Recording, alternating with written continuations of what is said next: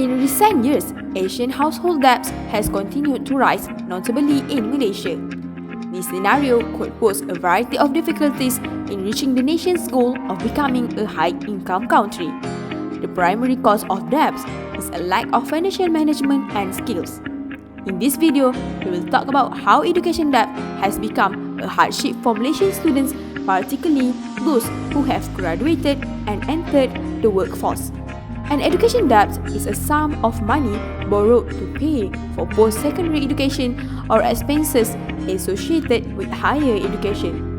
Education loans are intended to cover the cost of tuition, books and supplies, living expenses, while the borrower is in the process of pursuing a degree.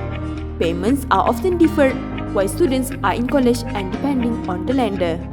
According to a survey, in Malaysia, approximately 28% of bachelor degree holders were unemployed in 2015. Many others had jobs that barely paid enough to survive. Nearly 50% of working adults in Kuala Lumpur earn far below the central bank's official living wage. This has forced a large share of graduates to default not only on their student loans but also on other debts, including credit card debts and personal loans.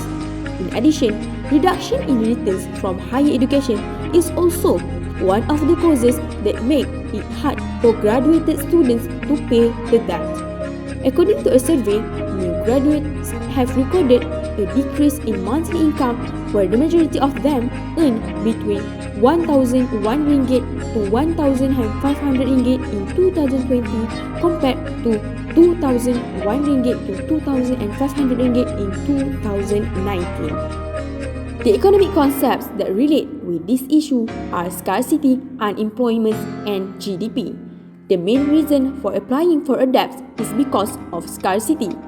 When people do not have enough money for their life, they will try to get some money to spend. Same goes to a student. They apply for an education debt because they do not have enough money to support their studies, since they need to spend on many things, not just for the fee, but for the accommodation, foods, vehicle, and many more. That's why they apply for a loan to support them in pursuing their studies. Second economic concept is unemployment under the type of frictional unemployment. The number of unemployed graduates is increasing. Besides, many graduates are forced to venture into jobs that are not based on their field of study.